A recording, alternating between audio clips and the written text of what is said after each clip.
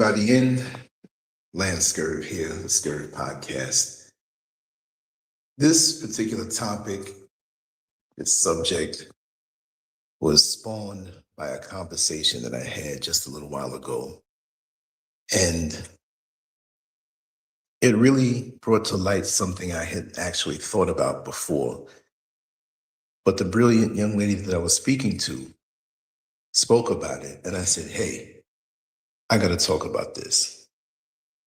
Now, there are so many men out here that have not grown. And I'm a little away from the studio, so I don't know how the sound is. So I'm going to get a little sound check. But I'm going to recline a bit, move to a comfortable spot, as I will be doing more streams like this wherever I find myself. With that being said, she brought up the fact that she was watching a podcast and she saw LL Cool J, the iconic hip hop icon and rapper who is very famous and very much well known. Now, people have their feelings about him, which really they have no right, because this man has evolved and he has grown and he's somebody to be proud of. The way he carried himself. Now, people have their little conspiracy theories and stories, and I've heard some of those things, but overall, you have to say, this guy has done good for himself. And then we have this other rapper. Oh God, what was his name? Jim Jones. I'm not sure if it was on the same podcast she was speaking about, but she said how he was still dressed up as though he was living in the 80s. He was speaking about popping bottles, $4,000 liquor bottles in the club for the BITCHs, and how he had $250,000 worth of a chain around his neck. Which one do you prefer? The mature family man, LL Cool J, who's obviously done great investments and done stuff for himself as he has evolved, or the overgrown Jim Jones, who is still stuck in the past of a very shallow mindset? Now, most likely Jim Jones has more money than me, so he can say I haven't done anything in comparison to him. But then again, growth we're talking about here. We're not talking about accumulated cash or money. We're talking about personal growth. And when you think about it, how many men out here are there that are stuck in that era specifically? Okay. Now, personally, me, I know many who are like that. And it's embarrassing, because no matter where they go, no matter who they find themselves around, they have to bring it back, the conversation, to New York. Back in the day, I did this, and back in the day, I did that. And it's sickening, because you're showing how you haven't grown. And I know many men in their 50s, 60s, and 70s. I'm 63. I grew up right smack dab in the hip hop culture, New York City. I wasn't a street guy, but I knew what was going on in the streets. I knew people who were in the streets. I wasn't carrying guns. I wasn't selling crack. I wasn't some guy running through the BITCHs, although that's another story. But I never looked at a woman that way. Right? So how can you, let's just say late 70s, early 80s, have that mentality and bring that mess up into 2026? Now, this also applies to men, and I'm speaking about the men now. I know there are women who are like this, but I think it's where it's mostly men, where You can be from Chicago, Detroit, Atlanta, different cities in California, Oakland, whatever, wherever it may be, Wisconsin. You can have your back in the day moment, right? Where you're kind of flexing on what you used to do, but is that your identity? Is that your identity? I know many men, and I'm going to pick them out in particular. I'm not going to mention any names. I met a gentleman on the bus when I was driving the bus for a living in Orlando, Florida, and he looked very familiar, real tall guy. He seemed to be around my age. I come to find out that I think he's maybe like 4 years older than me. And I asked him, I heard him talking on the phone. I heard a New York accent. I said, "Are you from New York?" His face lit up. "Yeah, I'm from New York. I'm from New York. I can tell by the way you talk, you're from New York too." And then, okay, we have that proximity. So we began to talk about different things. And granted, I don't mind talking about New York City growing up in the past. I'm not a person who focuses on the past. There are many people who I know that they want to bring the conversation right on back to the good old days or what they call the good old days. And I think they kind of realizing that I kind of cut that conversation short because it has to be brought back to that time. What are you doing now? How are you progressing now? I don't understand the mentality. So then he starts to get in a way where he's chastising the Floridians on the bus, young and old, to try to elevate himself as though he's better than somebody because he's from New York. So he said, "I'm sick of these Floridians down here. They don't really know the deal about life. They're not from New York.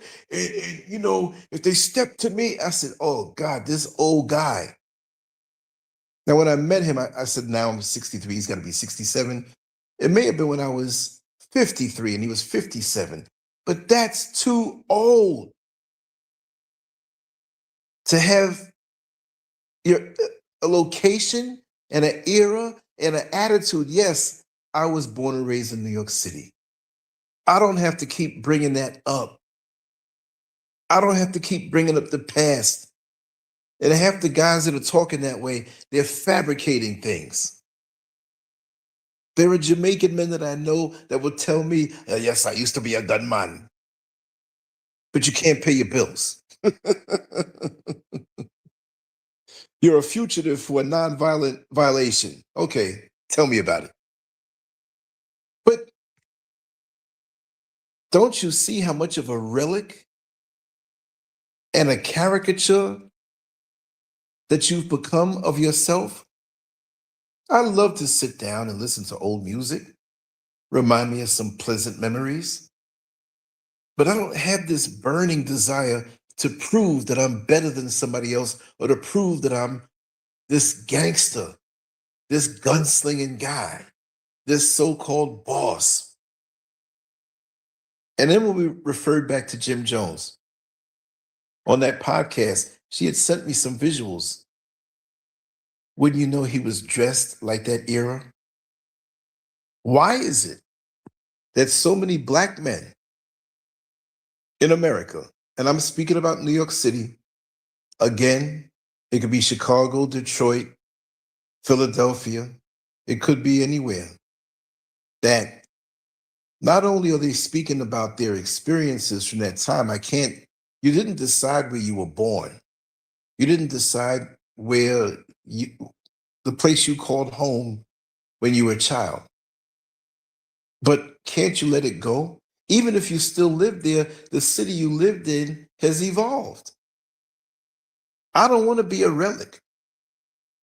I don't want to sit down all day long and doom scroll on my phone thinking about the past.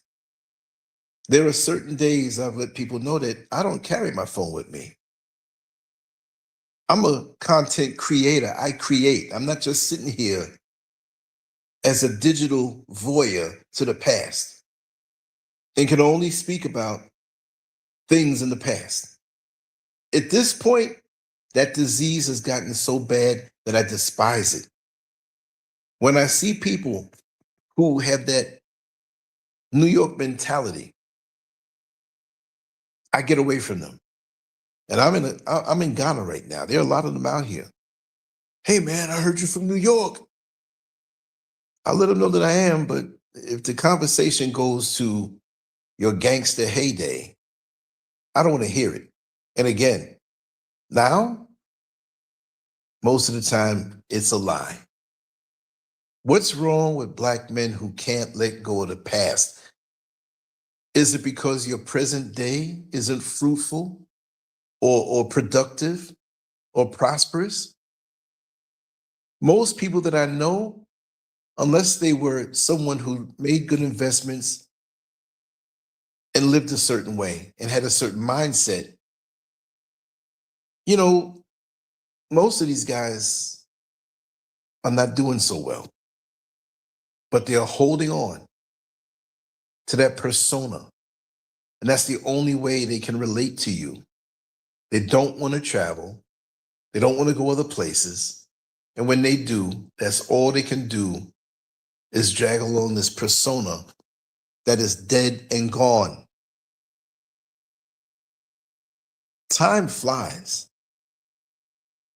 It's unbelievable how I find myself at this chronological age, but it's not a problem. Because just like I spoke to my dear sister earlier this morning, and we were speaking about this, yes, I have all the New York memories in my head. But the difference is, from the people that I'm speaking about, is that if I were a tree, I have the New York branch on my tree, but there's so many more branches on my tree of experiences, of mentalities, of hobbies, of pursuits, of future plans and future desires. If all you can do is sit there and block out the world and only think about the past. Now, this is more of a universal thing, but I started out with the men who are stuck in the past. And that goes for anybody. You could be in China, you could be in Czechoslovakia, you could be anywhere. And it doesn't mean you're going to have a gangster mentality. It's just that back in that day, with those guys who they may not even have been that, but they have aspired to be that. You see what I mean? And now that they're older and there's no proof that you did those things, you can talk about how much of a gangster you were. Why is that so important? I don't think that's important at all. You know, I don't understand why so many people refuse to grow. They're emotionally underdeveloped. And could you imagine women who have gotten with these guys and the guys that they don't grow? And it's almost boring. So, oh, he's bringing this up again. He's bringing that up again.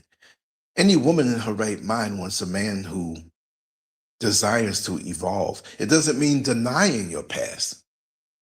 I got a lot of New York stories I can tell you. I've told a lot. But I also have a lot of stories beyond that place. And as I get older, I seek to have more branches on my tree. It makes for an interesting conversation. It makes for an interesting time spent because I'm proud of myself on how I've evolved and I've developed. And it sure is uncomfortable to shrink yourself to fit in the narrow constraints of a person who refuses to grow and can only talk about one or two things. Now, there are people I know from New York City who were never that as far as trying to be a gangster or this hip hop, whatever, persona. But they're stuck in the past where they are. And I'm looking for excuses to get out of that conversation when it's the same old stuff. Same old stuff. So I just wanted to put that out there. I'll be back shortly. I wanted to ask, how do you feel about that topic? Have you dealt with people, again, even if you're not from New York City, older guys who all they talk about is their perceived heyday from a prime that possibly didn't go the way they're speaking it? I love my life. I love today and the possibilities that today bring. My life in the present is not that boring that all I can talk about is something from 40 and 50 years ago. That would be sad. If I ever get that way, get the coffin ready, because that means I'm already dead. And that's a sad place to be. You're not even living life. Anyway, much love to you all. LanceScurv out. On to the next one. Peace.